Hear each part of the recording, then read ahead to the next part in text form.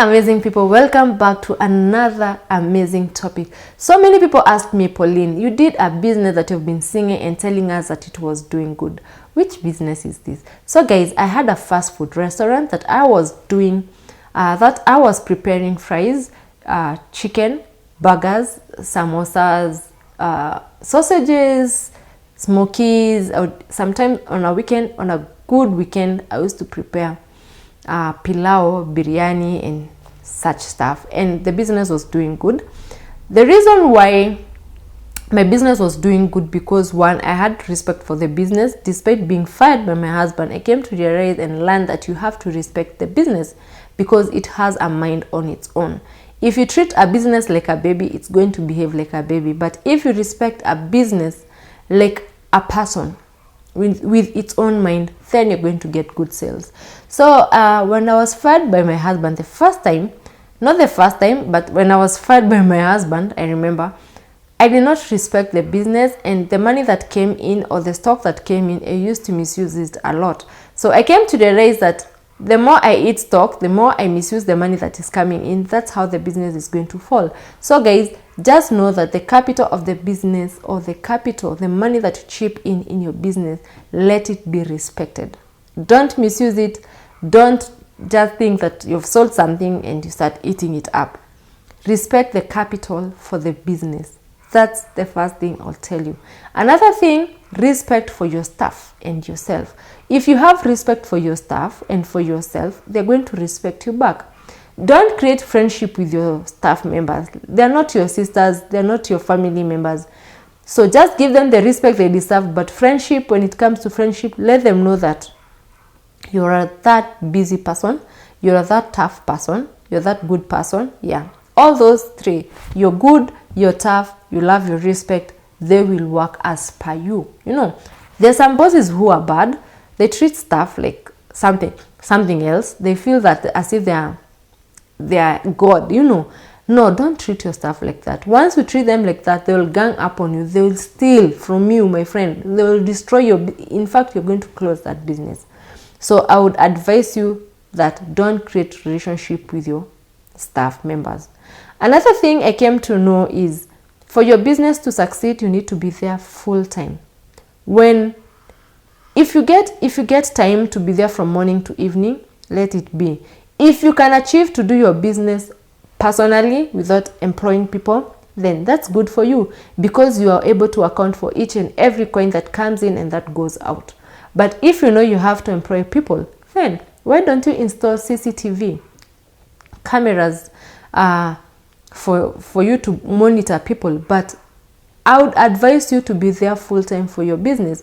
You know, business need to be learned. You need to know on specific days there are good days and specific days are bad days for you to sell. So you will be able to know what really goes out and what really is not being bought. There are people or their customers who come there because of their staff.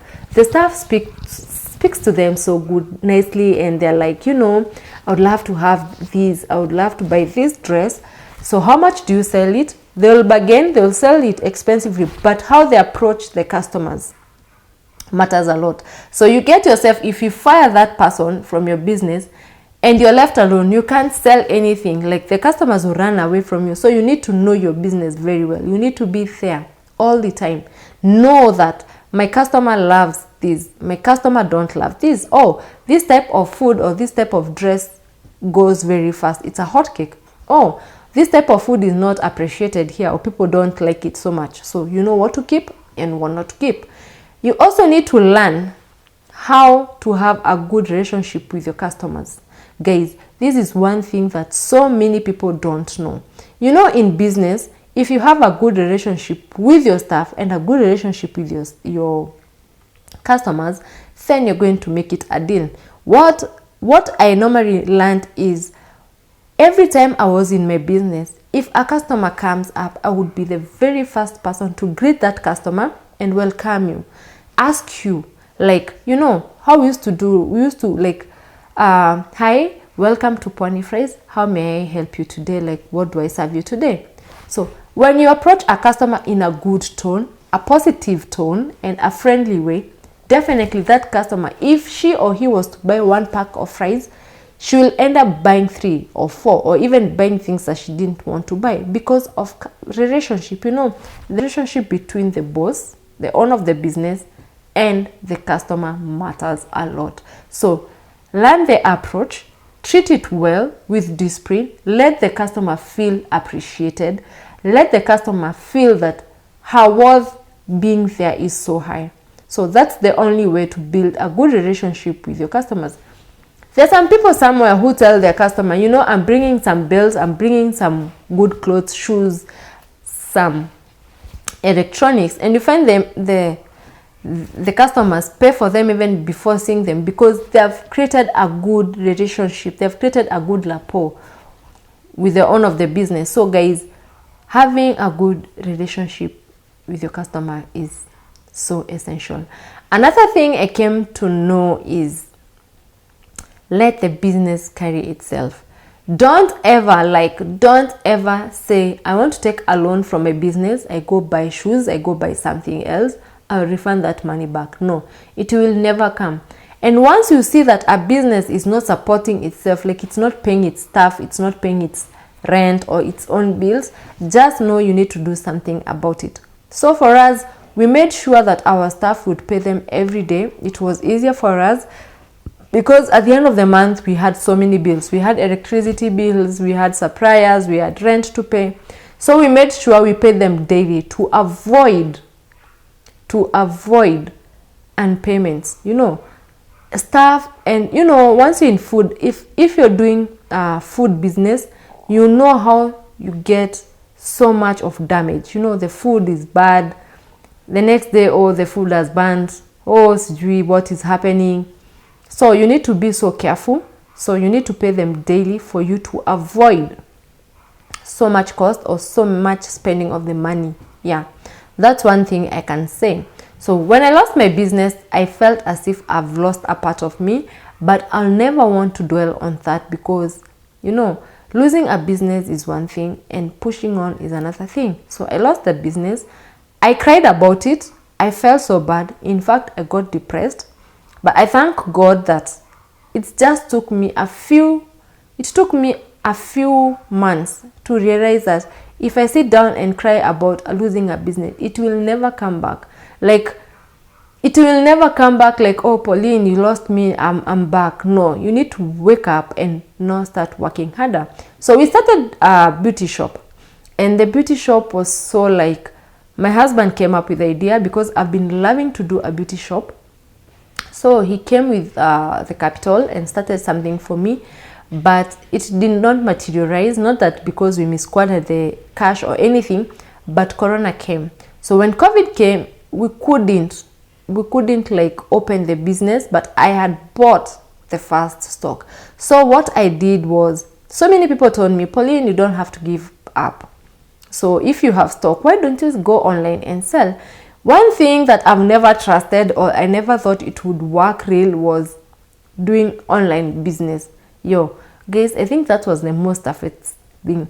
If you've ever had an encounter whereby you buy something or you see something online, you need it, and you ask for it or you order for it, and then what you're given versus what you requested versus what was brought is something different.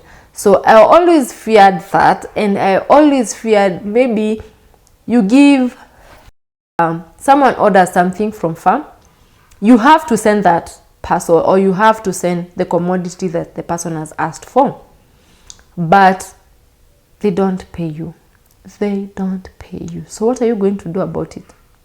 Are you going to be announcing everyone in Kilimani or on Facebook that, oh, you know, I sold to this person, but she didn't pay me. I sent a pair of shoes. She didn't like send me the money. No. So I got scared about online, but business is all about risk. If I may say, business is all about risk. So I had to. I started selling my things online. I was selling my makeup things that I bought. I had bought some lipstick, some braids, so many things that, you know, can be sold in a beauty shop. No, I started selling them to the people around me, and it was doing pretty well. People noticed and realized me, and they started booking orders of things that I had. But since it was not a lot, it finished. Within 2 months, I had finished everything, and I had that money now to start something. So a friend of mine came up with another idea and told me, Pauline, I want to teach you to do another business. And I was like, open. So wow, I'm ready to learn. So she taught me how to sell shoes, and I appreciate so much. She taught me how to sell shoes, and the fact that she came with the idea and gave me the shoes to sell, it was so good, and I learned so very fast. In fact, I got orders. And you know now, guys, when someone tells you, I want to give you a challenge, I want to give you this amount of, or these pairs of shoes, or this amount of something, go out there, sell, and I'm giving you 2 weeks so that you give me back the money, I order for you something else, then it's something worth waking up and not starting hustling up. You know, people can't just be supporting you and you can't put effort in it. So I had to wake up, I had to put more effort. And I told my husband, you know what, most of your clients wear sports shoes, or this type of a shoe that I'm selling, so you need to support me fully. Tell them about it, let them know that I'm selling these shoes. If they need, then we can supply. And the power of internet or social media, I had to post it in my Facebook, I posted in my Instagram, I shared a lot with people, and my family, I also told them about it, and they supported me. So it was so easy for me the first 2 weeks to sell all the pairs of shoes and send money back to the person who came with the idea. So I embraced the idea, and this time around, so many people came back asking me, oh, Pauline, you sold me 1 pair last month, I enjoyed about it, and the shoe is so good. Why don't you give me like 5 pairs? So I started getting orders of the shoes, and I became happy. You know, like, I've never sold shoes before in my life, and I'm like, wow, no, this is the time I should not start selling. I should open even my eyes more and learn. So I started getting orders from the previous sales that I'd made from the shoes that I had, to now the second order that I'm getting. It was so massive. So I had to put more effort and sell like myself more. So many people trusted me, and so many people booked for the second order. And I told them, now you know, you have to wait. When the order is here, I'll let you know. I'll show you the pictures so that you book what you want. Guys, I gave the person the money. So, and it was like that, just like that. Things ended mysteriously, just like that. So I sold the shoes as promised. I gave the money as promised. In fact, I gave the whole total of amount of shoes that I was supposed to sell, because she had told me, if you sell 50% of the shoes, you can give me the money so that I book for you another order. And I was like, okay, good. So I had to pull up my socks, and I worked so hard, and I managed. By the time the 2 weeks were over, I'd sold all the shoes and gave all the money to her. So I stayed there patiently waiting for the next bunch of shoes so that I can sell. And surprisingly, nothing came up. Nothing came up from the money, nothing. From the shoes I'd sold, nothing. From the profit I'd gained, nothing. So what I didn't tell you is, the person had given me some amount of money, and I told the person that I don't want money. If maybe you can give me equivalent, the money that you're giving me, you give me the stock equivalent to that money, it would be so good for me. And I was like, okay, fine. So anyway, I can't blame that person. She saw what was good for her, and she did what was good for her. So I can't blame her. So guys, another business that I decided to do was now wake up and start looking for business. Like, Pauline, you need to work hard. You need to give family support. You need to support your family. You know, you need to be a woman, and you know, you can't just sit in the house and say, oh, my husband is going to provide for me. No, don't do that. Just, if you have hands, you have energy, you're healthy, why don't you wake up and go look for something to do? So one day I got so pissed off. I cried the whole day, like literally I cried. I had nothing to do, and I was feeling that I can no longer stay in the house. I have to wake up and go look for work. So I went to Juja Town and went hotel to hotel. I gave people my CV. I told them what I can do. I even asked them if they can give me like post, even if it's cleaning, even if it's cooking, even if it's washing the utensils, I'm going to do it, because I felt for God to bless you, you need to wake up and do it yourself. God can't bless empty hands, so you need to work for God to bless you with more. So I would go looking for work. I never told my husband where I'm going. I would just wake up, do my house chores, do my things, and I'll tell him, let me go out, walk around, and then I'll be back. I'll just walk all the way to Juja, and I wouldn't tell him what I'm doing. So he never knew what I was doing. I would walk all the way to Juja, look for work, the whole day, like half a day of it, because I would leave the house at around 12. So I would pretend I'm strolling. I've gone for a stroll, but I'll go all the way to Juja, go hotel to hotel, supermarket to supermarket, shop to shop, beauty shop to M-Pesa. I would go to all to look for work. But now God said, okay, darling, you know, you've tried all your best, but I'm going to give you one thing. So my former boss called me and told me, you know what, Pauline, we will give you some work to do. If you're interested, you can come and we'll give you. Guys, I was so happy. I was so happy. I cried. I told God, thank you, God. You have saved me. Do you know, I went back to work, and this time around, I was not given the office post, yeah? I went to do sales. So currently I'm doing sales, and I was so happy about it. I did the business, and finally I'm here. I can appreciate the steps and the milestones that I've taken. So anything that you find is good and worthy for you to do, kindly go and do it. Don't undermine any business. Don't think that doing white collar jobs is the only job you can do. No, you can do anything, and from anything you will get something out of it. Just wipe the dust off and start afresh. If you lost your business on fire or any calamity, don't give up, sweetheart. Just wake up, think of something good, go out there, look for a job. Don't undermine anything. Just go out and look for a job. Look for something to do. It is the best feeling ever. Right now, I'm happy. As I've told you, I have a challenge that I'm doing. This is my second week.